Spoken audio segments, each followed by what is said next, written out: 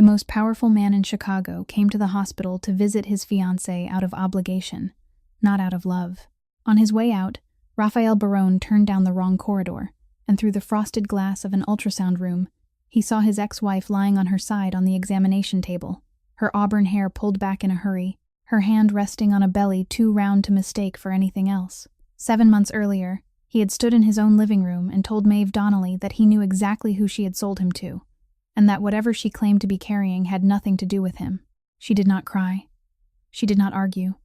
She simply set the ring down on the table, gently, the way a person sets down something breakable, then walked out the door and never once looked back. The man who could silence an entire shipyard just by stepping out of his car now stood rooted to the white tile floor, afraid to breathe too loudly. Inside the room, the technician said something. Maeve nodded, and then she turned on the speaker and the corridor filled with a sound Raphael Barone had never heard before in his life. Quick, insistent, stubborn, like someone knocking on a door from the other side of the world. He reached out and caught the wall. In his head, a calculation began to run. 7 months. He counted again. Then he counted once more. The number did not change. And in that moment he understood that what he had thrown away was not a woman, but something far larger than that. Something all his power, all his money, and all the men who would die for a single nod of his head could never buy back. If you enjoy stories like this one, leave a like, share it with the first person who came to mind, tell us what you felt in the comments, and subscribe to our channel so you never miss what comes next. Before going into the hospital that afternoon, he had stopped his car outside an old repair shop in Bridgeport, where the owner had fallen 3 months behind. Raphael Barone didn't step into the office, and he didn't mention a single number. He simply stood at the garage entrance, looked at the vintage car sitting unfinished beneath a tarp, and asked the man how long that coat of paint had been waiting. The shop owner wiped his hands on a rag, his voice turning dry as he said nearly 2 years. Raphael nodded, turned back toward the car, and before the door closed behind him, he said only one word: Friday. Now, standing in the 3rd-floor hallway, he couldn't remember what his voice had sounded like when he said it. The ultrasound room door swung open. The light inside cast a pale yellow strip across the tiled floor, then disappeared when the door closed behind her. Maeve Donnelly stepped out, one hand holding the edge of her coat, the other clutching a faded cloth bag. She saw him immediately, and what sent a chill down Raphael's spine wasn't the look in her eyes, but the fact that she didn't startle at all. There was no moment of surprise, no caught breath, no step backward. She looked at him the way someone looks at rain that has been in the forecast for days. Rain they have already brought a coat to meet. She had known this day would come.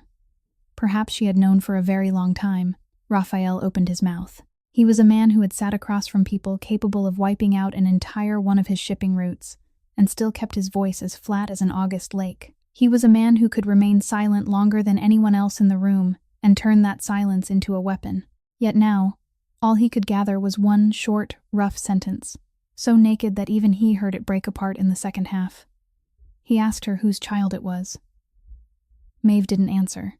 She didn't frown, didn't grow angry, and didn't offer a single word in defense of anything. She only stood there, looking at him for one more beat, then slipped a hand into her coat pocket and pulled out a sheet of paper, folded into quarters. It was a hospital appointment slip. The paper was thin, its edges worn from being opened and folded too many times, the small printed lines arranged in neat rows. She unfolded it in front of him, not quite placing it in his hand, only holding it at chest level so he could see. Then she pressed the tip of one finger against a number. That was all. No explanation. Not one word. Her finger was thinner than he remembered, and there was a faint callus at the tip, the kind only people who have lived with strings beneath their fingers for years ever develop. Her nails were cut short and left unpainted. That hand had once rested inside his every night in the upstairs kitchen of the house by the lake, while the whole city beyond those walls called him by names he never wanted to hear. He looked at the number. Then he looked at the date in the upper corner of the page. Then he did what he had already done 3 times in the past 10 minutes, and what he would do many more times in the nights ahead. He counted, and just as it had the previous 3 times, the number refused to move. It remained there, stubborn and unmoved, offering no negotiation, no opening through which he might slip and deceive himself. Maeve folded the paper again, carefully following the old creases, then returned it to her pocket. She pulled the collar of her coat a little higher, Her belly curved beneath the fabric, round and real enough to make him look away. She spoke only once, her voice as calm as though she were reading instructions from a bottle of medicine. She told him not to block the hallway, because someone behind him still needed to get through. Then she walked past him. Raphael didn't turn around at once. He listened to the sound of her shoes against the tile, steady and slow, never hurried, fading toward the far end of the corridor. He heard the elevator bell give a thin chime. He heard the doors open, then close. Only after that sound had dissolved into the ordinary noise of the hospital did he turn. And there stood Otto Kerrigan. His driver was at the other end of the hallway beside a cart stacked with clean towels, both arms hanging loosely at his sides. Otto had driven for him for 9 years. Otto had stood beside him in rooms where one wrong step meant there would be no way out. Otto was the only man in the organization who dared tell him when he was wrong and say it directly to his face. Now, that face had gone white. Not white with fear. Raphael had seen Otto afraid exactly twice in 9 years, and neither time had looked like this. This was something else. This was the face of a man who had just watched a door he had locked long ago burst open before his eyes. Otto didn't come closer. Otto didn't speak. He only stood there, unable to look his boss directly in the eye. Raphael remained still in the middle of the white hallway, surrounded by the smell of antiseptic and the distant sound of a doctor's name being called over the speakers. And for one brief moment, he understood something even harder to swallow than the number on that sheet of paper. He wasn't the last person to learn the truth. He was the only one who hadn't known. The car was parked in the hospital basement, its engine still running, while heat from the ventilation ducts breathed a thin veil of mist across the windows. Raphael sat in the back seat without removing his coat or leaning against the cushion. Otto sat behind the wheel, both hands resting in their usual positions, and he didn't turn around. For nearly a minute, neither man spoke. Raphael knew how to use silence. He had used it against men far more seasoned than Otto, and he knew exactly when silence began to eat away at someone from the inside. But this time, the man being consumed by it was Raphael himself. At last, he spoke, his voice low, almost weightless. He asked Otto how long he had known. Otto didn't answer at once. His left hand left the steering wheel and adjusted the rearview mirror by the smallest angle, a meaningless movement people made only when they needed somewhere to put their hand. Then he said he didn't understand what his boss was asking about. Raphael stared at the back of his driver's neck, watched the way Otto's shoulders rose slightly and then fell, and knew with certainty that it was a lie. He didn't shout. He didn't strike the seat with his hand. He only repeated the question more slowly, separating each word, and this time he said Otto's name first. Otto remained silent for another beat, then spoke a sentence he had surely prepared while standing in the third-floor hallway. He said that 9 years ago, when Raphael hired him, his boss had taught him that a driver had only 2 responsibilities: take people where they needed to go, and don't bring back anything that hadn't been requested.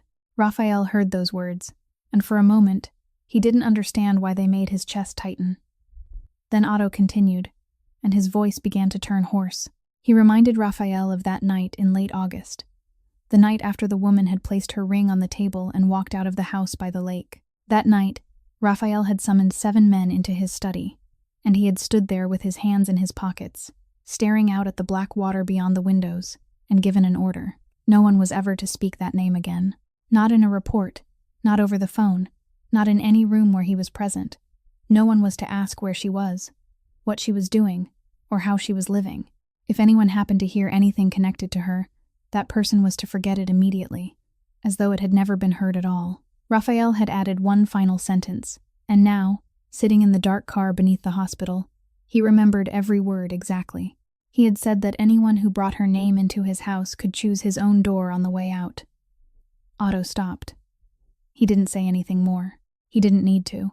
Raphael sat in the darkness for a long time, listening to the basement ventilation fan rumbling steadily somewhere above them, and the realization came slowly, patiently, like cold water seeping through heavy cloth. No one had hidden anything from him. There was no conspiracy here, no traitor to find, no door that had been locked behind his back. The entire machine had done exactly what he had ordered, down to the last word, with the absolute loyalty he had always demanded from them. Over the past 7 months, how many people had passed through this hospital and seen her? How many had known? How many had swallowed the truth and kept their mouths shut, exactly as he had wanted? He had built a wall around himself with his own hands, using his own power. And only now did he understand that the wall hadn't kept her outside.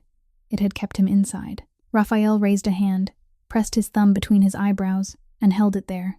He thought of the man standing outside the garage in Bridgeport that afternoon, thought of the way he had wiped his hands on a rag before answering, and suddenly realized that the entire city spoke to him in exactly the same way, carefully, properly, saying only what had been asked. No one dared bring him a truth he hadn't requested. He opened his eyes, looked into the rearview mirror, and met Otto's gaze there for no more than half a second before the driver lowered his eyes. In that brief moment, Raphael saw something else as well. Something buried deeper than fear. Something he still couldn't name. He meant to ask. But then he didn't. He only told Otto that by tomorrow, he wanted to know everything about the place where she worked, and this time, they were permitted to say her name. The file was placed on his desk the following morning, so thin that Raphael almost thought someone had brought him the wrong one. It contained only 11 pages. 9 years in this business had taught him that a thin file usually meant either that nothing had been found, or that something had been found which even the people who discovered it didn't understand. He opened the first page and read very slowly, the way a person reads his own medical test results. Maeve Donnelly, music therapist, pediatric ward, Ambrose Larkin Medical Center, employed full-time, not a single sick day taken during her first 6 months. A 1-bedroom apartment on the 3rd floor of an old building in Pilsen. Rent always paid on time, never once late. No car. She took the pink line, transferred once, and boarded through the same door of the same car every morning. No new credit cards. No unusual activity in any account. Not one man appeared anywhere in those 11 pages. Raphael turned to page 8 and stopped. There, his people had written 3 entries, separated by short spaces, and those 3 entries made him read them 4 times. During the past 7 months, Maeve had applied 3 times for transfers to other states. The first was to a children's hospital in Milwaukee. Her application had been complete, her recommendation letters were already submitted, and the hospital had agreed to hire her. She withdrew her application 9 days later. The second was for a therapy program in Indianapolis, with higher pay and housing assistance. She withdrew the afternoon before her interview. The third, and most recent, was at a center in Minneapolis, farther away than either of the others, and this time, she had already viewed an apartment, signed a deposit agreement, and notified the hospital's Human Resources Department. Then she withdrew again, forfeiting the entire deposit without offering a single explanation. At the bottom of the page, his people added that they had spoken to 2 of her coworkers, and both had given the same answer. They had asked her why, and she had only smiled and said that she had changed her mind. Raphael closed the file and sat there for a very long time. He understood something those 11 pages didn't say. People didn't withdraw 3 applications because they had changed their minds. They withdrew 3 applications when something was holding them in place. Something stronger than fear. Stronger even than the desire to leave. And they didn't speak of it because speaking of it might make them lose it. He had spent 7 months believing that she had walked out of his life as easily as she had placed the ring on the table. Now he held proof in his hands that she had stood at the door 3 times, and 3 times she had turned back. That afternoon, he told Otto to drive him to Pilsen. The building was older than he had expected, its bricks dark red and stained with smoke, an iron fire escape twisting across the front, the main entrance left unlocked. He climbed to the 3rd floor by the stairs. The hallway was narrow, the ceiling low, and the wooden floor creaked beneath every step. At the far end stood a small window overlooking a rear courtyard filled with dirty snow.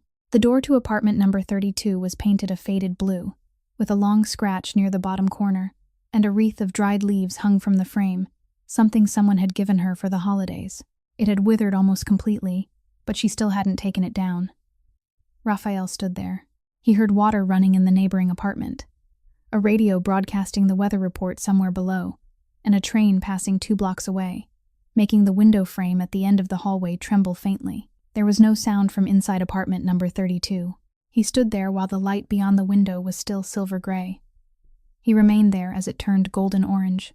He was still standing there when it disappeared completely, and someone switched on the hallway lights, casting a weak yellow glow that stretched his shadow across the wooden floor. Once, footsteps sounded on the stairs, and his heart struck so hard that he had to place one hand against the wall. But it was only an older woman carrying grocery bags. She walked past him, gave him a brief glance, then opened the door to apartment number 34 and disappeared inside.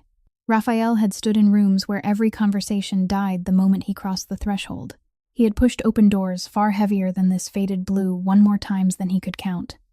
Yet his hand rose and fell 3 times, and each time he failed to touch the wood, because he knew what he would say when she opened the door, and he knew it wouldn't be enough. He remembered her hand in the hospital hallway, the faint callus at the tip of her finger, and the small steel band around her left wrist, something he had never seen her wear when they were together. He didn't understand what it was. Then he turned away, walked down the stairs, and stepped outside into the darkness. He returned to the hospital on Thursday afternoon without warning anyone, without bringing anyone with him, and this time he didn't take the elevator to the 3rd floor. At the reception desk, he asked for the pediatric music therapy unit, and they directed him along the west, connecting corridor, through 2 glass doors, down a gentle ramp, and into an area where the walls were painted a pale mint green, and the vinyl flooring was printed with faded musical notes. The farther he walked, the clearer the sounds became. At first, it was only a jumble of noise drifting through the walls, but gradually it separated into layers: the tapping of small drums, the chiming of wind bells, the sound of some stringed instrument being plucked incorrectly, followed by someone bursting into laughter. Raphael stopped before the square window set into the door at the end of the hallway. Inside was a large, bright room with a high ceiling, and wooden shelves filled with instruments lined 3 of the walls. He couldn't count them all. Tambourines, rhythm sticks, xylophones of different sizes, brightly colored plastic flutes, 2 child-sized guitars hanging from hooks, an electronic keyboard covered with a cloth, and rows of handheld bells arranged in plastic baskets. There had to be 40 instruments, perhaps more. 7 or 8 children sat in a semicircle on square cushions laid across the floor, and in the middle of that arc, seated on a low chair, was Maeve. She wore a loose gray sweater, her hair tied high, her bare feet resting on the rug. She wasn't holding an instrument, she was only clapping. 3 beats, then a pause. 3 beats, then a pause. Directly in front of her, a boy of about 7 sat cross-legged before a wooden xylophone, holding 2 mallets with felt-covered tips. He tilted his head and waited, and when Maeve clapped the first beat, he struck a note. The first one came slightly too early. He stopped, blinked, then smiled to himself, and Maeve smiled with him. She began again, more slowly this time. The boy entered on the right beat, then again, then again. On the 4th attempt, he played a rising sequence of 4 notes, and the entire room erupted. The other children slapped their hands against their cushions and shook their bells, while one little girl sprang to her feet and spun in a circle. The boy lifted both mallets toward the ceiling, laughing so hard that his shoulders shook, his whole face shining. Maeve leaned forward and held out her palm, and he struck it with his hand as hard as he could. Raphael stood outside the window without moving. Very little sound reached him through the thick door, only muffled fragments, but he didn't need to hear. He was watching something he hadn't allowed himself to imagine during the past 7 months. He still carried in his mind the image of her from that night in late August, her face drained of color, her hand placing the ring on the table. He had lived with that image for 7 months, and for reasons he couldn't explain, he had quietly believed that she was still living in the same dark room he was. But the woman sitting on that low chair was laughing. It wasn't a polite smile, and it wasn't the smile of someone enduring pain. She laughed with the corners of her eyes, laughed with a child who had just played 4 notes correctly on a xylophone, and in that moment, Raphael understood that she had built a world for herself, a world filled with light, sound, and 40 instruments, and there was no place for him anywhere inside it. Footsteps stopped beside him. A woman with short silver hair, thin-framed glasses, and a stack of photocopied sheet music in her arms stood there in a long moss-colored cardigan. She looked through the window, then turned toward him and asked whether he was a new parent. Raphael said he was only passing by. The woman nodded and didn't ask anything else, and that was what made her begin to speak. She introduced herself as Corinne Blackwood, the director of the program, and explained that people often thought this was a music class, but it wasn't. No one received grades here, and no child was forced to play correctly. She said some children arrived after long hospital stays, and the first thing they lost wasn't their health, but their own rhythm, the rhythm a child naturally carried when running, speaking, and breathing. Their work here was to help each child find that rhythm again, little by little. Then she lowered her voice, nodded toward the boy seated in front of the xylophone, and said that his name was Beckett. After his father died, he had stopped speaking in words, and he was finding his voice again in his own way, beginning with notes struck on wood, before other sounds could follow. She said it had been 2 years, and that the woman sitting in the middle of the circle was the only person who had never once told him to hurry. She said it in the calm voice of someone who had witnessed too much to be surprised anymore. Raphael didn't answer. Corinne studied him for another second, then continued down the hallway with the sheet music in her arms, the sound of her shoes slowly fading away. Inside the room, Maeve rose to take another mallet from the shelf, and when she straightened, the loose sweater settled around her body, making everything so clear that it could no longer be avoided. She turned back, handed the mallet to the boy, and sat down again. Raphael remained where he was, one hand resting against the doorframe, unable to push the door open, until the bell marking the end of the therapy session sounded somewhere above his head. The children left one by one, each collected at the door by an adult, and Raphael stepped back into a corner of the hallway so he wouldn't block the way. The last to leave was the 7-year-old boy, who waved goodbye to Maeve with both mallets before placing them in the basket. When the hallway had emptied, Raphael pushed the door open and stepped inside. Maeve was bending down, stacking the square cushions. She looked up at him and, once again, showed no surprise at all. She asked how long he had been standing outside. He said the whole session. She nodded, continued stacking the cushions, then placed the pile inside a cabinet and closed the door with her knee. The room was very quiet now. The late afternoon light slanted through the high window and touched the bells in the plastic basket, making them gleam in tiny points. Maeve pulled out the low chair and sat down, one hand supporting her back. Then she asked him a question he hadn't expected. She asked what he had heard on the recording that day. Raphael remained still. She repeated the question, her voice no louder and no harsher, only clearer. She told him to say it aloud, word for word, exactly as he had heard it. And he did. He said the recording was less than a minute long and had been made somewhere with the sound of a coffee machine in the background. He said her voice was on it, unmistakably hers, and that she had told a man she had documents, that she would give them to him, and that she needed him to promise he wouldn't tell anyone until everything was ready. He went on, saying the man had asked whether she was certain, and she had answered that she was. Then he stopped. He waited for her to deny it. During the past 7 months, in the hundreds of versions of this conversation he had built inside his mind through sleepless nights, she always denied it, and he always had an answer prepared for every possible denial. But Maeve didn't. She looked directly at him and said yes. She had said those exact words. Raphael felt the floor beneath his feet tilt slightly. He asked whom she had been speaking to. She said his name was Ansel Rourke. He asked who Rourke was.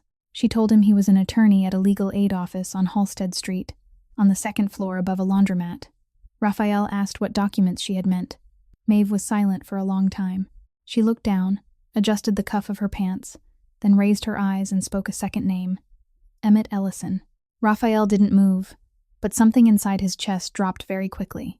He knew that name. He had heard it once, about 2 years earlier, during a 15-minute morning meeting he could barely remember.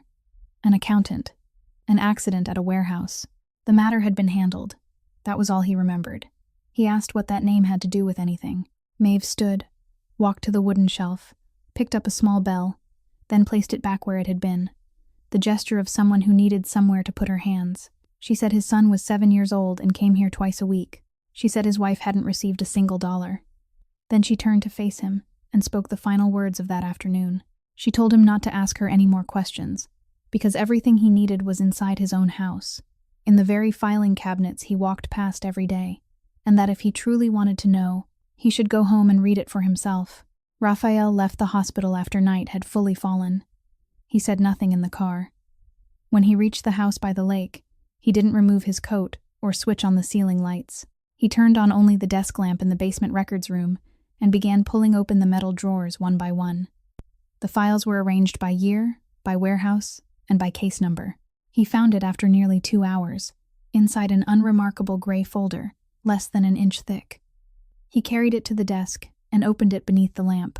The first page was an incident report, brief, only 3 lines. The second was an internal report. The third was an equipment inventory. He kept turning pages. There was a letter from the insurance company, a statement from the shift supervisor, and a page where someone had crossed out a handwritten note and written another in its place. The farther he went, the newer the paper became, the darker the ink, and the more official seals appeared. He reached the final page. It was a long sheet, densely printed, with 3 signature boxes at the bottom. The first held the signature of the company's internal counsel. The second was blank. The third, beneath a bold line identifying the final approving authority, bore his signature. Raphael lifted the page and held it closer to the light. The handwriting leaned to the right, the R flowing directly into the B, the final stroke extending before curling upward, exactly the way he always signed his name. He had signed thousands of documents in precisely that manner. He placed the page back on the desk, sat upright, and tried to remember. He could remember the 15-minute meeting that morning. He could remember the smell of cold coffee. He could remember who had been sitting at the head of the table. But no matter how hard he tried, he couldn't remember the moment when he had lifted the pen and signed that page. He returned to the therapy unit the following afternoon, with the gray file tucked beneath his arm, arriving a little later than he had the day before, late enough that the session had already ended, and not a single child remained in that part of the hospital. The hallway was empty, and the waiting chairs outside the door had been pushed neatly against the wall. Maeve was wiping the surface of the xylophone with a soft cloth. She looked at the file in his hand, asked nothing, and gave only the smallest nod. And Raphael understood that she knew exactly what he had found. Before he could speak, the door behind him swung open. Gideon Price entered like a man walking into his own conference room, wearing a charcoal cashmere coat, a neatly folded scarf, and carrying a brown leather briefcase in his right hand. He closed the door very gently, apologized for arriving without notice, and said he had waited until all the children had gone because he didn't want to interrupt the class. Raphael didn't move. Price set the briefcase on the low table beside the instrument shelves, released the locks with both thumbs, and lifted the lid. Inside were 3 neatly clipped sets of documents. He said he had come as a representative, that he understood the situation was difficult for everyone involved, and that fortunately, difficult situations often had very simple solutions. Then he began his presentation. $1,200,000, paid in 3 installments, the first within 10 days of signing. The first condition was that Miss Donnelly leave the state of Illinois within 60 days, and he added that he understood she had considered doing so 3 times before, which meant this might simply be a matter of finishing something she had already begun. The second condition was that the child would carry the mother's surname, and the father's name would be left blank on the birth certificate. The third condition was a confidentiality agreement that would remain in effect permanently. When Price finished, he folded both hands in front of his stomach and smiled the kind of smile that never reached his eyes. Then he added one more sentence, his voice as light as though he were discussing the weather. He said he had heard that the music program depended almost entirely on private funding renewed 1 year at a time, and that funding of that kind could sometimes be very sensitive to unnecessary scandal. He said it would be unfortunate if the 40 instruments in this room had to be moved somewhere else because of something everyone could have avoided. Maeve put down the cloth. She didn't turn pale. She didn't step back. She pulled out the low chair, sat down, and began asking him to repeat each figure in the calm voice of someone reading test results she had already expected. She asked how much each of the 3 installments would be. Price answered. She asked whether the 60 days would begin on the date of signing or the date the first payment was received. Price answered. She asked whether the confidentiality agreement included a penalty for violation and how much it would be. Price answered, and this time he had to glance down at the papers to check. She asked where the unpaid balance would go if she died before the child turned 18. Price looked up. For the first time, his smile paused. He said that was a very thoughtful question, and that he would have someone add a clause addressing it. Maeve nodded, said she understood, and spoke no further. Raphael hadn't opened his mouth once. He stood leaning against the edge of the table, still holding the gray file, and let Price speak until the very last word. Only after the man had closed the lid of his briefcase did Raphael speak. He didn't mention the child. He didn't mention Maeve. He recited a series of numbers, 14 digits, slowly, in groups of 3, without stumbling once. Then he named a bank in the Cayman Islands. Then he gave the date the account had been opened, the day, the month, and the season of that year. Then he stated the balance, rounded to the nearest 1,000, and added that it had increased by nearly $400,000 over the past 11 months, which was rather unusual for a man living on a fixed salary, The room fell silent. Price's hand remained on the lid of the leather briefcase, and his fingers stopped moving. The blood drained from his face slowly, from the top down, like water retreating from a stretch of sand. He opened his mouth as though he meant to say something. Raphael placed the gray file on the table, crossed the distance in 2 steps, and pinned him against the mint green wall. One movement. There was no loud sound, nothing broke, and no one cried out. Price's neatly folded scarf shifted to one side, and that was the only thing about him that changed. Raphael held him there, their faces less than a handspan apart, and spoke exactly 1 sentence, his voice so low that Maeve, sitting only 3 steps away, had to lean forward to hear it. He said that if the name of this room appeared 1 more time in any sentence Price spoke, then Price would have to find out for himself how much longer that account would remain intact. Then Raphael released him. Price straightened his scarf, picked up his briefcase, and left the room without looking back. After the door closed, Maeve remained seated on the low chair. Without looking at him, she said that the funding was real, and that it expired next month. He went up to the 9th floor that same evening, without waiting until morning, and without warning anyone. Delphine Marchetti's room was at the end of the east wing, where the carpeting was thicker, the lights were softer, and the doors were spaced farther apart, so no one had to hear anyone else. Her mother had gone home that afternoon. On the table beside the window stood a large vase filled with white dahlias, packed so tightly together that they looked more like a decoration than flowers. Delphine was sitting propped against her pillows, her legs stretched beneath a thin blanket, holding a stiff folder filled with seating charts. She looked up when he entered, and the first thing she did was close the folder and place it face down, as though she had been caught doing something even she considered pointless. Raphael pulled out the leather chair and sat down without removing his coat. He didn't waste time. He told her the wedding wouldn't take place. He said he would speak to her father and to his own, that he would accept every consequence, that she wouldn't have to explain herself to anyone, and that if necessary, he was willing to let everyone believe she had been the one to end it. When he finished, he fell silent. He had prepared himself for tears. He had prepared himself to sit there and endure whatever came, and he believed he deserved it. Delphine said nothing for a long while. Then she lifted both hands to cover her face, and her shoulders began to shake. Raphael stood, walked to the windowsill to retrieve the box of tissues, and by the time he turned back, she had lowered her hands. Her face was wet, but she was laughing. It wasn't a strained laugh.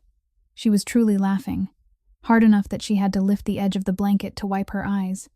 And then she said she was sorry, that she hadn't meant to react this way, but for the past 3 days she had been lying there calculating how much she would lose if she were the one to say it first. She said she had calculated it again, and every time the answer was a price she didn't dare pay. Raphael sat down again. Delphine pulled the stiff folder from beneath the blanket, looked at it for a moment, then let it fall to the floor. She said that when she was 19, her father had handed her a list of 4 names and told her to choose one. She said she had chosen Raphael, not because of who he was, but because out of the 4 men, he was the only one she had never been forced to sit through dinner with, and she had thought a stranger might be easier. She said it was the only free decision she had ever been allowed to make in her life, and even that had only been a choice between 4 lines written by someone else. Then she looked at him and said she wasn't angry with him, that she had never been angry with him, because he was only another clause, just as she was. She said the 2 of them had spent their entire lives inside a contract. Neither of them had ever signed. Raphael couldn't think of anything to say. He looked at the white dahlias crowded too tightly in the vase and thought that no one in that room had probably chosen either the kind of flowers or how many there would be. Delphine asked whether her father would do something. Raphael told her the truth, that he would, and that Raphael didn't know what it would be. She nodded without looking frightened, and only said she would remain in the hospital for a few more days because it was quiet there. He stood, fastened the button of his coat, and walked toward the door. His hand was already resting on the handle when she called his name. He turned back. Delphine sat a little straighter against the pillows, and her voice was calm now, with no trace of the laughter or tears from moments before. She said there was something she had wanted to ask him for a long time. She said that during dinner at her father's house the previous fall, he had taken out his wallet to pay the server, and because she had been sitting across from him, she had seen inside it. She said that in the innermost compartment, behind several cards, there was a woman's ring. She said she had seen it, and she hadn't spoken of it once since then. Then she asked him, her voice so gentle it was almost kind, whether he intended to tell that woman about the ring. Raphael stood motionless in the doorway. He didn't answer. Delphine watched him for another second, then gave a faint nod, as though his silence was answer enough, and said that if he didn't tell her, that was all right too. It was only that sooner or later, a person had to decide whether he kept something in his wallet to remember, or to avoid having to do anything about it. The car reached the house by the lake late that night, and Otto didn't shut off the engine right away as he usually did. The garage door lowered behind them. The engine fell silent, and in the dense stillness that followed, the only sound left was the faint ticking of metal cooling beneath the hood. Raphael was about to open the door and get out. Then he heard Otto call his name. Not boss, not sir, just his name, bare and unguarded, for the first time in 9 years. Raphael stopped with his hand on the door handle. Otto sat motionless behind the wheel, both hands resting on his thighs, and began to speak without turning around. He said that on that night, in late August, before Raphael summoned 7 men into the study, something had happened that he had never told anyone. He said the recording hadn't been delivered by the old man's people. He said he had been the one who carried it away. Raphael didn't move. Otto opened the car door, stepped out, walked around the front of the hood, and stood beneath the garage's single fluorescent light, the white glare falling straight down and darkening the hollows around his eyes. He continued, his voice hoarse and even the voice of a man who had rehearsed these sentences in his mind too many times. He said that afternoon he had driven Miss Donnelly to a cafe on Halsted Street and waited outside as usual, and when she came out, she left her phone on the back seat. He said he picked it up to return it, and the screen lit up, and the recording application was still running. He said he pressed play. He had no reason to listen. He simply listened, and in less than a minute, he heard her voice telling a man that she had documents, that she would give them to him. Otto stopped. He raised a hand to the back of his neck and held it there for a long moment, before lowering it again. He said he hadn't thought. He said he hadn't had time to think at all, because something else had thought for him, something that had lived inside him long before he ever heard the name Barone. Then he told Raphael about his brother. He said his brother had been 4 years older, had worked at Pier 7, had been gentle, had never drunk, and had gone home every night to eat dinner with their mother. He said someone had talked to outsiders, and his brother had died because of it, and he had never learned who had spoken. He said he had been 19 that year, and he had searched for years, and he had never found the person responsible. He said that ever since then, whenever he heard someone say, "I have documents," there was no room left in his mind for anything else. Otto said he had copied the recording and taken it to Mr.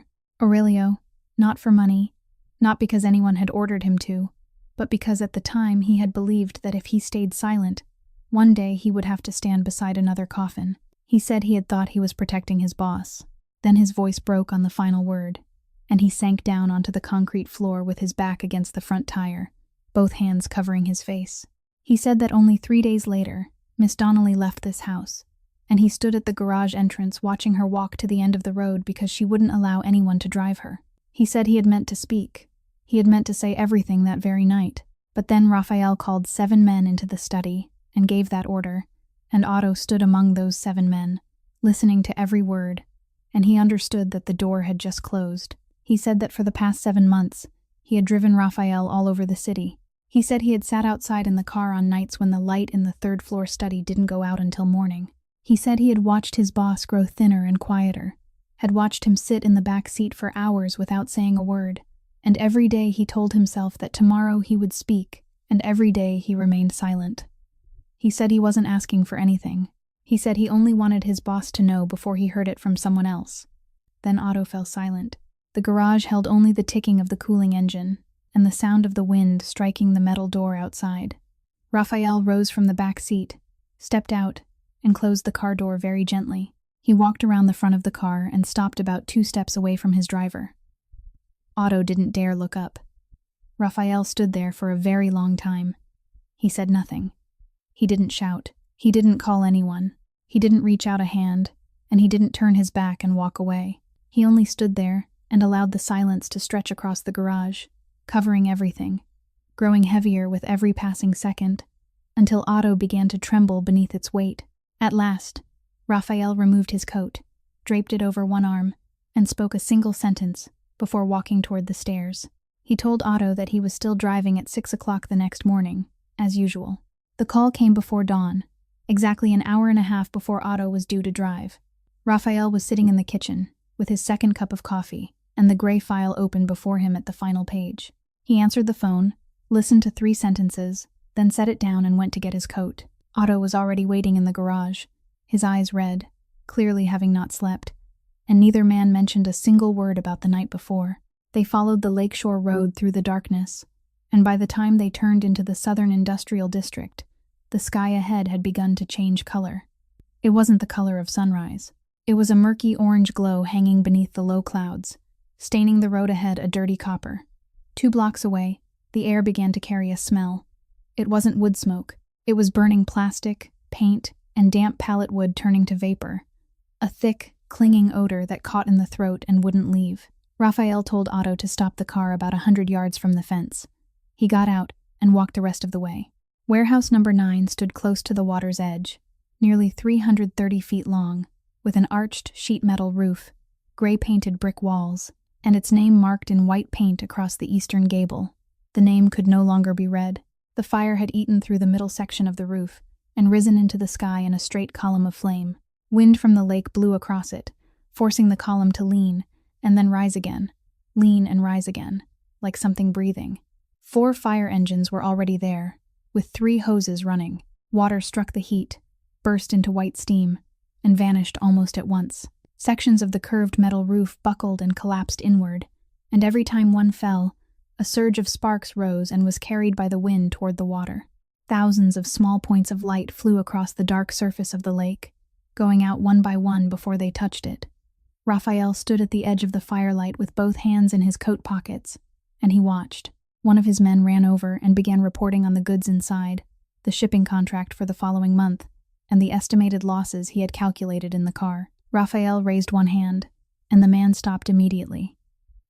He didn't ask about the goods. He didn't ask about the money. He turned toward Otto, who had just come to stand beside him, and asked only one question. He asked whether everyone had been counted. Otto took the small notebook from his coat pocket, opened it beneath the firelight, and read. He said the night shift had 11 people. 7 had finished work at the shift change and reached home, and each of them had been contacted. 3 others were standing in the western parking lot, having escaped before the fire engines arrived. The 11th was the gatekeeper, who was sitting in an ambulance being examined for smoke inhalation, but he was conscious and able to speak. Otto closed the notebook and delivered the final line clearly and firmly. No one was injured. No one remained inside. Raphael gave one very slow nod. He turned back toward the flames and watched them for a long while. He thought of the figures that should have mattered to him now. The 3-year contract with the transportation company, the arched metal roof his father had ordered built back when he still came here in person, and the Barone name painted in white across the eastern gable. He thought that the Marchetti family had chosen warehouse number 9 instead of any other warehouse, had chosen the hour when the shift was at its thinnest, and had chosen a method that ensured no one would have to die. It was a carefully written message. It said that this time, they were burning only brick and metal. It also said that next time might be different. Raphael understood the message. 7 months earlier, he would have remained there until morning, and before the sun came up, a name would already have been chosen in response. But that morning, standing in the thick smell of burning plastic, he realized something strange. He wasn't angry. He thought of the 40 instruments in the mint green room and the funding that would expire the following month. He thought of a long sheet of paper bearing his own signature in the 3rd box, a signature he couldn't remember making. He thought of a hand with a faint callus at the fingertip, resting on a number printed on a hospital appointment slip, and everything burning before him suddenly seemed weightless, so light it was almost absurd. The man beside him asked whether the boss wanted more men called in. Raphael turned his back on the fire and began walking toward the car. He answered over his shoulder, his voice calm, almost gentle. He told them to let it burn. The old man arrived in the middle of the following afternoon, and he chose exactly the right place to come. Not the house by the lake, not the office, but the small waiting room at the end of the therapy wing, where there were 2 upholstered chairs and a low table, the place where Raphael always sat whenever the therapy session hadn't yet ended. Aurelio Barone entered alone, wearing a gray wool coat and carrying a thin folder, his back as straight as ever. He didn't ask about warehouse number 9. He didn't mention the Marchetti family. He sat in the chair opposite Raphael, placed the folder on the low table, and pushed it toward his son with 2 fingers. Then he said he hadn't come to argue, that he had only come to give Raphael something he should have known a long time ago, and that what happened afterward was up to him. Raphael didn't touch the folder for a long while. At last, he opened it. It was a copy of a medical record from the obstetrics department, dated nearly 8 months earlier, about 3 weeks before that night in late August. Patient's name, Maeve Donnelly. Reason for visit, dizziness and loss of consciousness at work. Beneath that were several lines of handwritten nursing notes, the writing small and slanted, and on the 3rd line, under the section marked person who brought the patient in, a box had been filled out. It stated that the patient had been brought in by a man who wasn't a family member. No name was given. Aurelio said he hadn't added a single word to it, that he had merely paid someone who knew how to request a copy, and that Raphael could go to the records department himself and verify it if he wished. Then he stood, fastened his coat, and before leaving, he spoke one final sentence in a slow, quiet voice. The voice of a man who knew precisely where he was placing the stone. He said some things didn't require anyone to lie. All one had to do was let people read for themselves, and then let them think. Raphael remained alone in the waiting room with the paper open across his lap. He knew exactly what was being done to him. He could see the trap clearly, so clearly it was almost laughable, and yet he still felt it. That old sensation, the thing that had lived inside him for 7 months, and now lifted its head so quickly that he had no time to prepare, something hot and filthy running down the back of his neck. He stood, walked the length of the hallway, and pushed open the music room door. The therapy session had ended, and no children remained. Maeve was winding the cord of a small microphone around her elbow. He placed the paper on the low table beside the instrument shelves and asked her, his voice dry, who the man had been. Maeve looked at the paper. She looked at it for a long time, and Raphael saw her shoulders sink slightly, not from fear, but from exhaustion. Then she raised her eyes. She didn't explain. She didn't say a single word about that day, about the second-floor office, or about who had taken her there. She only finished winding the final loop of cord, hung the microphone on its hook, and said he was good at finding people, that everyone in the city knew how good he was at it, so he should go and find the man himself. Then she turned her back and began placing the felt-tipped mallets into a basket. Raphael remained there for another second, then picked up the paper and left. He didn't call anyone. He didn't ask anyone for help. He drove himself, for the first time in years, and it took him 4 days. He began at the medical records department, then traced the nurses who had been working that shift, and then found a retired nurse living in Berwyn who still remembered the case because the department's air conditioning had broken that day. She remembered a man sitting in the hallway for nearly 2 hours, wearing a wrinkled shirt and holding a plastic folder, and she remembered that he kept asking whether the woman was all right. He hadn't claimed to be her husband. He had said he was only someone she worked with. From there, Raphael traced the laundromat on Halsted Street, then the narrow wooden staircase leading to the second floor, and finally, on the afternoon of the 4th day, he stood before a frosted glass door with decal lettering that had lost part of one stroke. Ansel Rourke was in his 40s, tall and thin, with thinning hair and a sweater layered beneath his coat because the office was cold. He had no secretary. He didn't ask who Raphael was, and that made Raphael understand that the man already knew perfectly well. Rourke poured him a glass of water from a filter pitcher, then sat behind a desk covered in files and said that Miss Donnelly had fainted in that very office, in the exact chair where Raphael was sitting, and that he had called for a car and gone with her to the hospital because there had been no one else to call. Raphael asked what she had come there to do. Rourke studied him for a moment, then said he wasn't permitted to discuss that. Then he stood, opened the 3rd drawer from the bottom, pulled out a stack of papers held inside a clear plastic sleeve, and placed it before Raphael. He said he was permitted to show him this because it wasn't a client file, because it had never become anyone's case. Raphael opened the plastic sleeve. It was a divorce petition.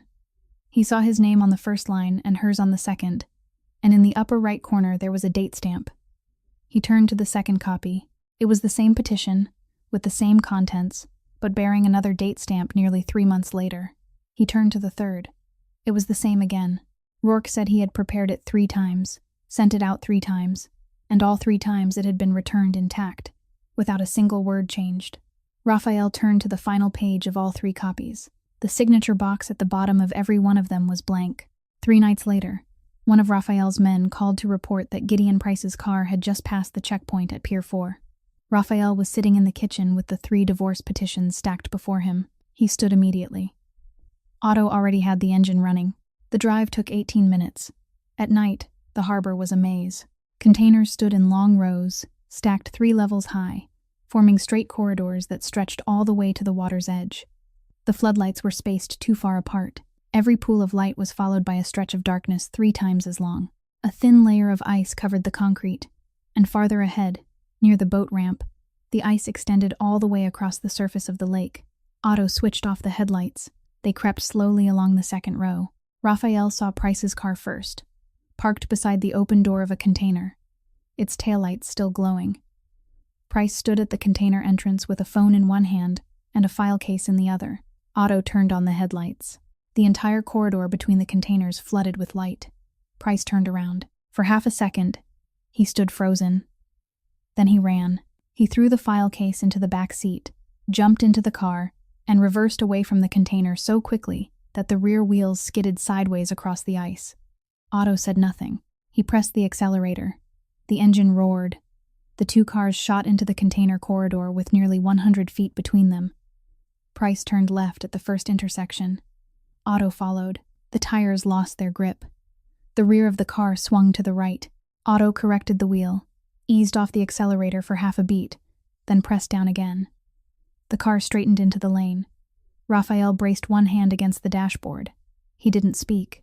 Beyond the windows, the container walls rushed past in a blurred ribbon of metal. Price turned right. Otto cut the corner. The front left tire struck a thicker patch of ice, and the car tilted as metal shrieked against metal when the side mirror scraped the edge of a container. Otto didn't slow down. Raphael looked at the speedometer. Then he looked ahead. He knew this pier. He had walked across it when he was still young enough to look up just to see his father's face. He knew where the corridor Price had entered would lead. He said 3 words to Otto. "He's heading into a dead end." Price realized it too. His brake lights flared suddenly. The car slid sideways across the ice, turned nearly halfway around, and stopped at an angle on the boat ramp, its front end pointing toward the Black Lake. Otto hit the brakes. Their car slid another 13 feet before stopping less than 2 handspans from Price's rear bumper. Raphael got out. He didn't run. He walked. His shoes struck the ice 1 measured step at a time, and the sound echoed between the 2 rows of containers. Price opened his door and stepped out with both hands raised. He said this wasn't necessary. Raphael didn't answer. He walked around the front of Price's car and stood between the vehicle and the water's edge. He told Price to look down at his feet. Price looked. Beneath the ice, directly below his front tire, ran a long black streak. The ice was thinner there. Less than 6 feet remained between the end of the ramp and open water. Raphael said the car weighed nearly 2 tons, that it was sitting sideways on an ice-covered slope, and that he didn't have to do anything. He said all he had to do was stand there and wait. Then came a sound. Small, dry, like a bone joint being snapped. The ice beneath the front left tire split open in a crack about 1 handspan long. Price's car slid down a little more than an inch, then stopped. Price stood motionless. Every trace of color had left his face. Raphael asked his first question. Who had given him the warehouse case file? Price said he couldn't remember. A second crack sounded. Longer this time. The car slid farther. Its taillights now shone directly across the black water. Price stepped backward and said he would talk, that he would tell him. He said the file had never passed through anyone's hands inside the organization. He said it had been prepared separately, sealed separately, and that only 1 copy existed. Raphael asked his second question. Who had signed the 3rd box? Price remained silent. Raphael didn't move. Wind from the lake swept between them, and somewhere in the distance, a ship's horn sounded and then faded. Raphael said he would count to 3, and after 3, he would walk back to his own car, tell Otto to turn around, and neither of them would look back. He said 1. He said 2. Price confessed. He spoke a name. Only 2 words, bursting out so quickly they were almost soundless, but Raphael heard every syllable clearly. He remained still for a long time after the name disappeared into the wind. Then he stepped forward, pulled open Price's car door, and told him to get inside. shift into reverse, and move very slowly. Price did exactly as he was told. The tires caught on the second attempt, and the car crept backward up the ramp, leaving 2 wet tracks across the ice. Once it had reached level ground, Raphael returned to his own car. Otto was standing beside the door, and his hands were still trembling. Raphael sat in the passenger seat, closed the door, and stared straight ahead. He told Otto to take him home. Otto asked whether he should call anyone. Raphael said no.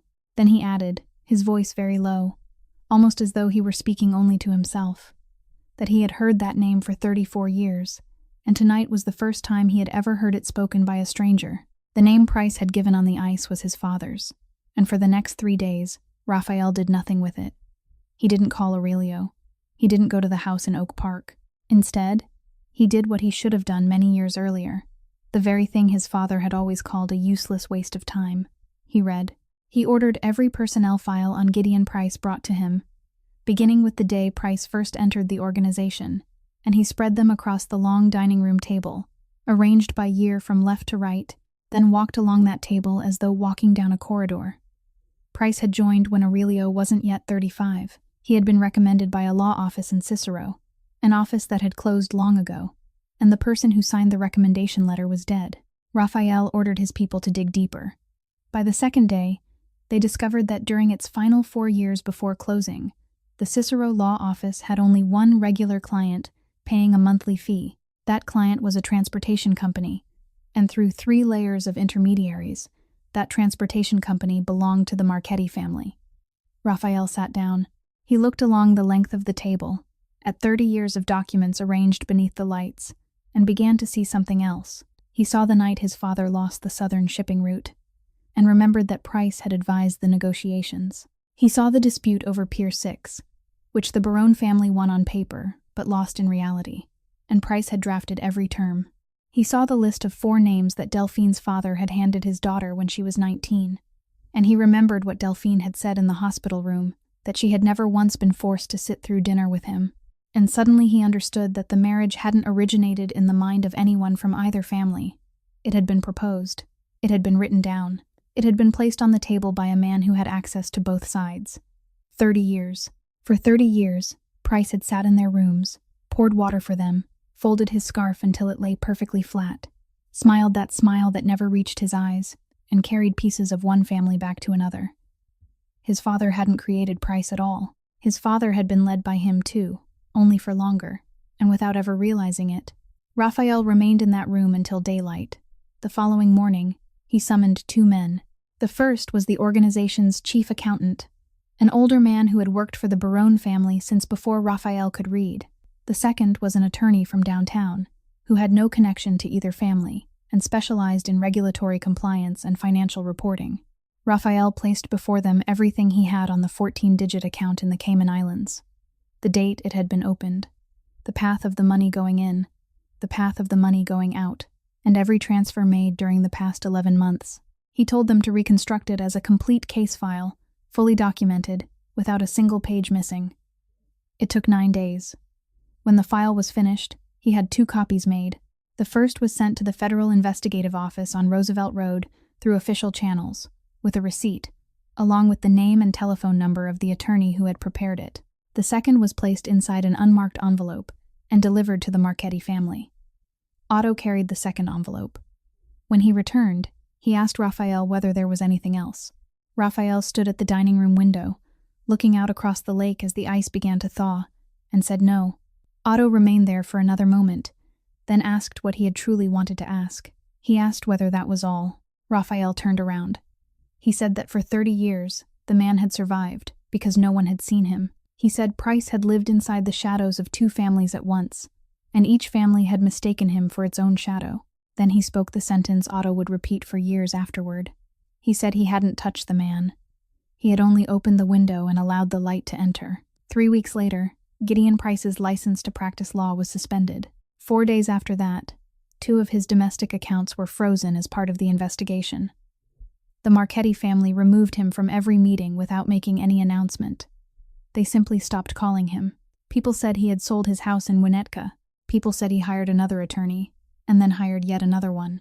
Raphael didn't follow what happened next. He didn't need to.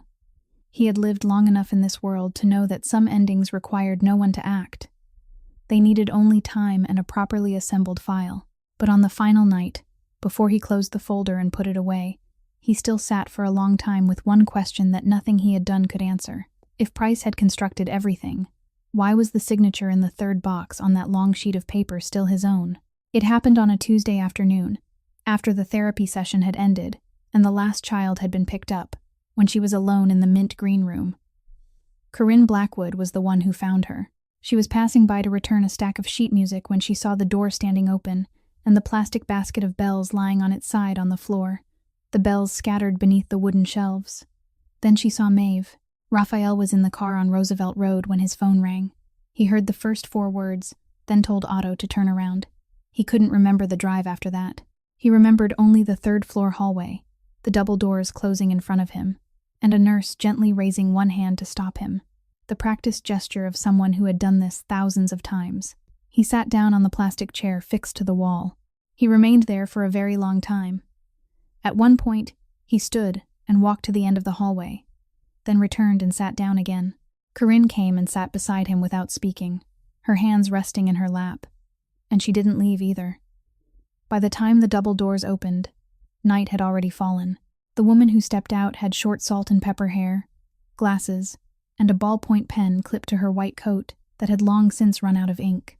She introduced herself as Colette Vance, head of the obstetrics department. She didn't ask who he was. She looked him over once, from his shoes to his face, and Raphael understood that she already knew. She told him to follow her, led him into a small room with a desk and 2 chairs, closed the door, and sat down. Then she asked what he knew about the bracelet on Maeve's left wrist. Raphael said he knew nothing. Dr. Vance nodded as though that was exactly the answer she had expected. She explained that it was a medical alert bracelet, the kind people wore so that if something happened while they were unable to speak, emergency personnel would know what to do. She said 3 lines were engraved on the inside of the bracelet, and the first named a congenital heart valve condition.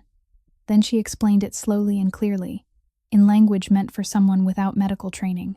She said one of the valves in Maeve's heart was narrower than normal, that she had lived with it since birth, and that most of the time it caused little trouble as long as she knew how to slow down and live carefully. She said that during pregnancy, the amount of blood in a woman's body increased dramatically, forcing the heart to work much harder, and when a valve was already narrow, the strain became greater with every passing month. Raphael asked how long Maeve had known. Dr. Vance opened the file before her, turned 2 pages, then closed it again. She said Maeve had known since the 9th week. She said she had been the one sitting across from Maeve in that very room, explaining exactly what she had just explained to him. She said she had presented every option fully and hidden nothing, and that Maeve had sat in silence for about a minute before asking only one question. If she kept the baby, what were their chances? Dr. Vance said she had answered honestly. Then Maeve thanked her, stood, and went home. Raphael sat motionless. He thought of the 3 applications to transfer out of state and the 3 withdrawals, and now everything fitted together with a cruel precision. She hadn't been hesitating. She had tried to leave 3 times, and 3 times she had realized that leaving meant abandoning the doctor who had followed her case since the 9th week, abandoning the only hospital with a complete record of her heart, and abandoning the fragile chance that both she and the baby might survive. She hadn't stayed because of him. She had stayed because this was the only place where that chance still existed. He asked what he needed to do. Dr. Vance removed her glasses, wiped them with the edge of her white coat, then put them back on. She said she was going to speak plainly because she didn't have time to speak any other way. She said that for the past 7 months, Maeve had taken care of everything herself. She had attended every appointment, taken every medication on time, traveled to and from the hospital alone by train, and hadn't missed a single therapy session with the children. She said Maeve didn't need anyone to come and rescue her. Then she looked directly at Raphael and told him the rest. What Maeve needed was for him not to exhaust her any further. She said Maeve's blood pressure had fluctuated more during the past 3 weeks than it had during the previous 6 months combined, and she didn't need to know what was happening outside that hospital. All she knew was that Maeve's heart had no room left to endure anything more. Raphael couldn't answer. He sat there with both hands resting on his thighs, and for the first time in his life, he understood that there were rooms his power couldn't enter. Dr. Vance stood and said she had to go back inside.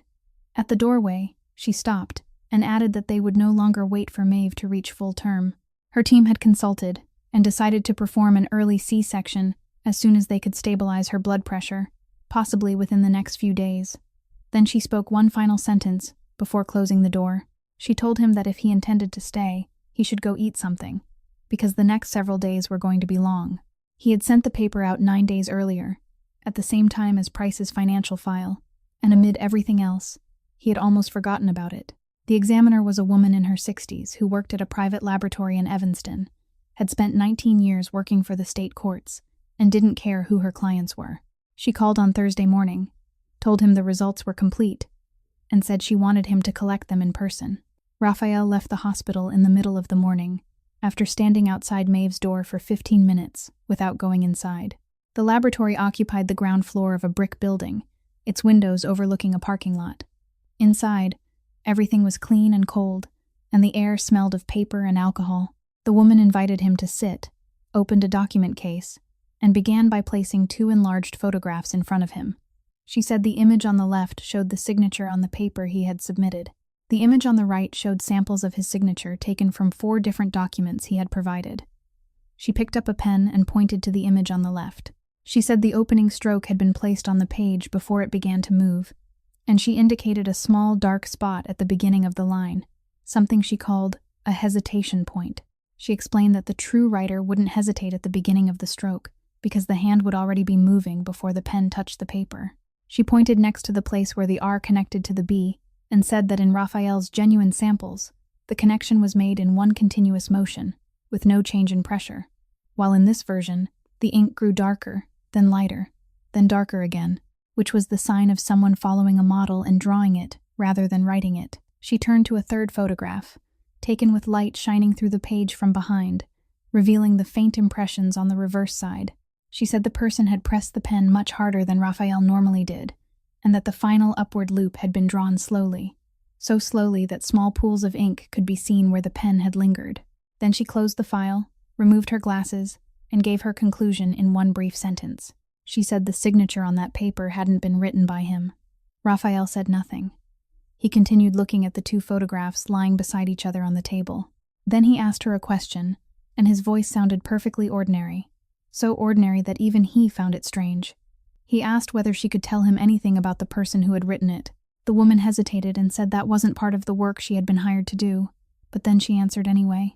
She said the writer was right-handed, considerably older than Raphael, and showed signs of a slight tremor in the horizontal strokes. She added that what was interesting was how thoroughly the person had memorized his handwriting, far more thoroughly than someone who had seen it only a few times. She said that in cases like this, the writer was usually someone from the household. Raphael thanked her, paid her, and left. He didn't return to the hospital. He told Otto to stop at an empty parking area along the Lakeshore Road, a place where people often came to eat lunch during the summer, though now there was no one there. He got out of the car. He didn't walk far. He stood beside the concrete railing with both hands in his coat pockets, looking over the gray water and the last pieces of ice drifting apart. He remained there for a very long time. Nothing inside him screamed. No anger rose into his throat.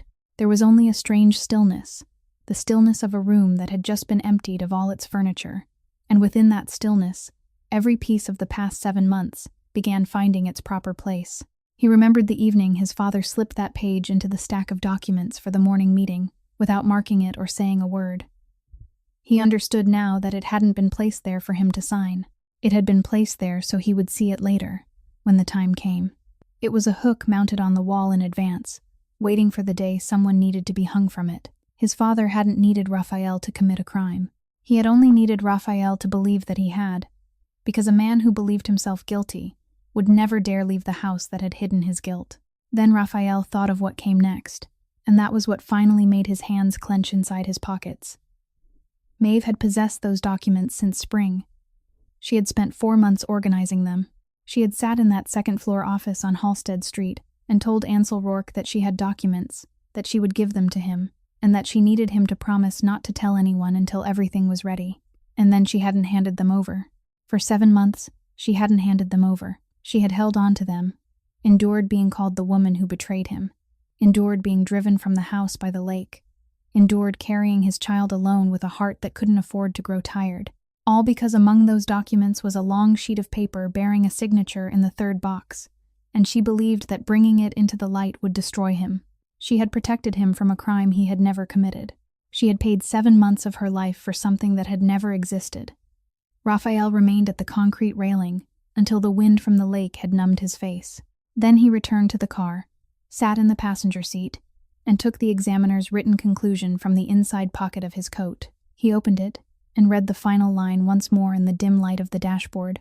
Then he folded it very slowly along the same 3 old creases, pressing his thumb over each fold, and slipped it back into his pocket.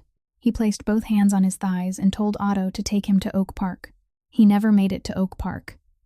The car had been away from the lakeshore parking area for only a few minutes when the phone vibrated inside his coat pocket, and the screen showed a number he hadn't saved. He answered. It was Delphine Marchetti's voice, very low and very fast, the voice of someone speaking in a place where she wasn't supposed to speak. She said people had come to her father's house that afternoon, more than usual, and they were talking in the dining room with the door closed. She said she had walked past twice, and both times she heard the name Ambrose Larkin Hospital.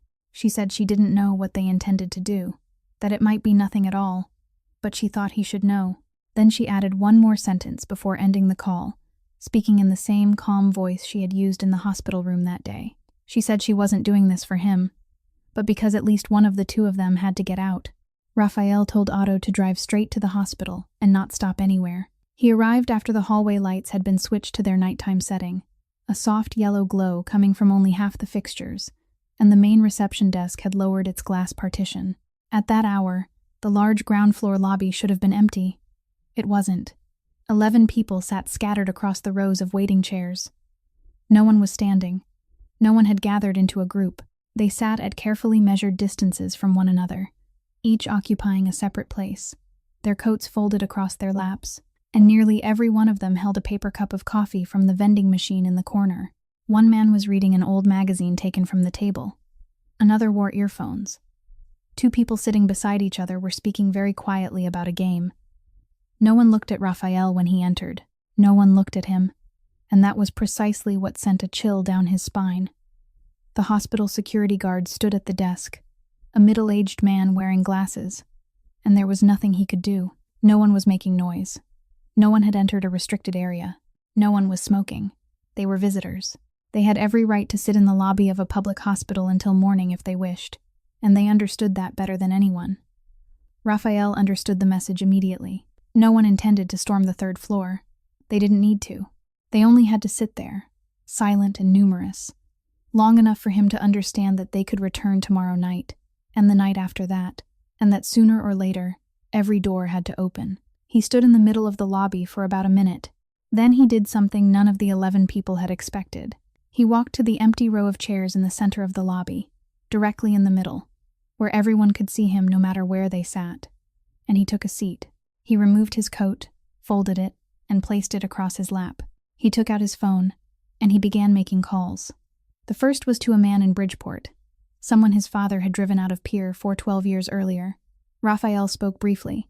He said that beginning tonight, Pier 4 no longer had anyone protecting it, that he was withdrawing every one of his men, and that if the man wanted it, he could take it. The man asked him to repeat himself 3 times. Raphael repeated every word exactly, without adding a single condition. Then he ended the call and made the second. The second concerned 2 warehouses on the west side, offered to a family the Baronis had fought for 8 years. The third concerned the route to Gary. The fourth concerned collection rights along the southern row of warehouses. He made the calls slowly, his voice even, placing no emphasis anywhere, like a man reading from an inventory list. After the 4th call, one person in the lobby removed his earphones. After the 5th, the 2 men sitting beside each other stopped talking. On the 6th call, Raphael contacted the very man who had ordered warehouse number 9 burned, and told him that the shipping route the Marchetti family had wanted for 4 years was now unclaimed, and that he could take it that very night without paying anyone a single dollar. The man on the other end remained silent for a long time, then asked what Raphael wanted. Raphael said he wanted nothing. He said there was only one thing the man should know. 11 of his people were sitting in a hospital lobby that night, and while they sat there, the entire city was dividing among itself everything he believed belonged to him. Then Raphael ended the call. The 7th was the final call, and it was the longest, because it concerned control of 4 buildings in the South Loop, property his grandfather had purchased before Raphael's father was born. When he finished speaking and lowered the phone, the man sitting in the row nearest the entrance stood up. He said nothing, and didn't look at Raphael. He only put on his coat and walked out. A few minutes later, 2 more people stood. Then 4. Paper coffee cups were abandoned on the armrests, some still more than half full. Raphael remained exactly where he was. He didn't watch anyone leave. He simply sat there, both hands resting on the folded coat across his lap, staring straight at the automatic glass doors ahead, listening as they opened and closed. Before the shift changed, only 3 people remained in the lobby. By the time the first daylight came through the large windows and illuminated the hospital's name printed backward across the tiled floor, no one was left. The security guard wearing glasses made a round through the lobby, collecting the abandoned paper cups. And when he passed Raphael, he nodded in greeting, the way one greets the relative of a patient who has stayed awake all night. Raphael nodded in return. He rose, put on his coat, and walked toward the elevators. He no longer owned a pier, a warehouse, a shipping route, or a building. All he had left was the coat he wore, and a door on the 3rd floor that no one had been able to cross during the night. They took her into surgery that same morning. Once her blood pressure had stabilized just enough and Dr. Vance decided they couldn't wait any longer.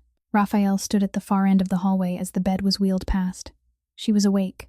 She saw him, and she didn't say anything. She only closed her eyes for a single beat, then opened them again, and the double doors swallowed the bed.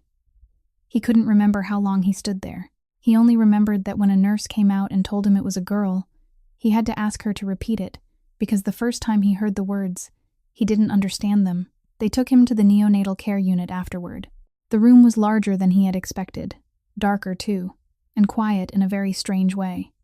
A silence with the steady sound of breathing machines beneath it, like the rhythm of a sleeping house. The nurse led him to the 3rd incubator from the window and pointed to the small card attached at the head. Someone had written a name on it in blue marker, the handwriting rounded and slanted. Cecilia. Raphael bent down. Inside the clear plastic, beneath a warm amber light, was a life so small that he couldn't believe it. The baby lay on her side with her legs drawn up, one hand lifted in front of her face, and those fingers were so tiny that he hadn't known fingers could be that small. He watched her chest rise and fall. He stood there counting every breath, exactly as he had counted in the 3rd floor hallway that first afternoon. Except this time, the number didn't frighten him. The nurse said he could place his hand on top of the incubator if he wished. He did. His palm covered a broad patch of warm plastic, and he left it there for a very long time, unable to speak a single word. Maeve didn't wake until late that afternoon. They told him she was stable, that everything had gone as expected, and that she needed sleep. Raphael sat outside in the hallway. Her faded cloth bag was brought out with the rest of her belongings, and a nurse placed it on the chair beside him and asked him to keep it safe.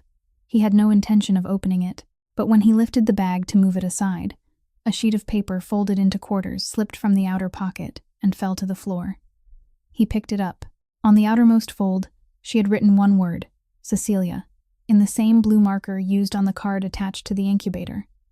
Raphael sat for a long time with the paper in his hand. Then he opened it. The handwriting was hurried, slanting more than usual, with places where the ink had smeared. She had written that the milk was in the 2nd shelf of the refrigerator, at the back, and that it had to be warmed in hot water and mustn't ever be put in the microwave. She had written that the baby would sleep better with a steady sound nearby. Even the sound of a fan would do, and that no one should pick her up the moment she stirred. They should wait a little, because sometimes babies were only turning over inside their dreams. She had written that Corinne knew everything anyone needed to know, and that if anything happened, they should ask her. Then, at the bottom of the page, beneath a blank space, there were 3 more lines, written much more slowly, the strokes much darker. She had written that if one day their daughter asked about her father, Maeve shouldn't be the one to tell her. She had written that she was afraid she would tell the story wrong. She had written that she had carried a story inside herself for 7 months, and she was no longer certain which parts of it were true. Raphael read those 3 lines 4 times. Then he folded the paper along the old creases and placed it in the inside pocket of his coat, beside the examiner's conclusion. and he remained there until the hallway lights switched to their nighttime setting. He wandered through the hospital that night because he couldn't sleep and didn't dare go home. He went down to the ground floor, crossed the lobby that had been filled with people the night before, past the rows of waiting chairs that now stood empty, and turned into a short hallway leading toward the back of the building. At the end was a wooden door with a small brass plaque saying that it was the chapel and that it remained open day and night. He pushed the door open. Inside were only 6 rows of pews, a stained glass window darkened by the night outside, and in the right corner against the wall, an old upright piano. The wood had dulled, the keyboard cover was closed, and a stack of hymn books and a vase of artificial flowers rested on top. Raphael stood looking at it for a very long time. Then he walked over, moved the books onto a pew, placed the vase on the windowsill, and lifted the keyboard cover. The ivory keys had yellowed, and 3 were chipped at the corners. He sat on the bench and placed both hands on the keys, then remained still like that for a long while, because the last time he had made this gesture was 12 years earlier, in another room, in a city he had never returned to. Then he played. The first note sounded completely wrong, sharp and thin, and he stopped. He tried the key beside it. That one was wrong too. The piano hadn't been tuned in many years. He sat for another beat, then continued, slowly, using only his right hand, playing a melody he didn't need to remember because it came out of his fingers on its own. It was wrong. It was wrong from beginning to end, clearly and hopelessly wrong. He still played it all the way through. When he stopped and his hands were still resting on the keys, a quiet voice came from the doorway. Corinne Blackwood stood there holding her moss-colored cardigan in her arms, and he didn't know how long she had been watching. She said the piano had been out of tune for at least 7 years, and no one was willing to pay to have it fixed. Then she stepped inside, sat in the last pew, and added that the strange thing was that the children in the pediatric ward still liked being brought down here to listen more than they liked her room with 40 instruments. She said they knew perfectly well that the piano was wrong. Not one of them had ever covered their ears and run away. Maeve was fully awake by the following morning, and the first person she asked about wasn't him, but the baby. They wheeled her down to the neonatal care unit, and she sat beside the 3rd incubator from the window for a very long time, one hand resting on the plastic cover, saying nothing at all. Raphael told her everything that afternoon, when the 2 of them sat in the small room with the window overlooking the parking lot. He told her about Otto in the garage, about the 3 divorce petitions in the 3rd drawer of Ansel Rourke's office, about Gideon Price's 30 years, about the 11 people drinking coffee in the lobby, and about the 7 phone calls. Then he took the examiner's conclusion from the inside pocket of his coat, still folded along its 3 old creases, opened it, and placed it on the table before her. Maeve read it very slowly. She read the entire page once, then read the final line again. Then she folded the paper and pushed it back toward him. She didn't cry. She didn't say she was relieved. And she didn't say she regretted the 7 months. She only looked at him and asked one question, the question she had been holding inside since that night in late August. She asked why, 7 months earlier, he hadn't asked her even once. Raphael had no answer. He sat there for a very long time, and at last he said it was because he had been taught that asking meant uncertainty, and uncertainty meant weakness. Maeve nodded once and turned toward the window. Nadine Ellison came at the end of the week, carrying a box of pastries and leaving Beckett at home because he had practice at school that day. She sat on the edge of the bed, took Maeve's hand, and finally said what she had kept to herself for weeks. She said she had burned the file that very night in the metal basin on the back porch, 1 page at a time, and that she had sat there watching until nothing remained but ash. Raphael stood in the doorway, unable to speak. The entire conflict that had followed, the fire at warehouse number 9, the chase across the harbor at night, the 11 paper coffee cups abandoned on the armrests, all of it had happened because of something that had already turned to ash before anyone began searching for it. Nadine said she knew she had thrown away their only chance, but she had spent the whole night weighing her choices, and she had chosen what she believed mattered more. She said she didn't need justice from those people. She said she needed her son to speak. Aurelio Barone went to see the Marchetti family 2 weeks later, alone, without bringing anyone with him, and he sat in their dining room for the entire afternoon. He accepted full responsibility for what had happened in the warehouse case years earlier, and for creating the paper with the 3rd signature box, and he didn't mention his son's name even once. No one ever learned what was said in that dining room. They only knew that from that day forward, No one came to Ambrose Larkin Hospital to sit in the lobby drinking coffee again. Many years later, on an October evening, the small auditorium on the ground floor of the medical center was filled to capacity. A banner hanging above the stage displayed the name of the Ellison Foundation's annual concert. Raphael stood in the wings with his shirt sleeves rolled up, holding the tuning wrench he had learned how to use, and looked toward the front row, where Maeve sat beside Corinne. Children ran between the rows of seats, laughing, their arms wrapped around little bells. Beckett Ellison was the last to walk onto the stage, much taller than he had been in those early days.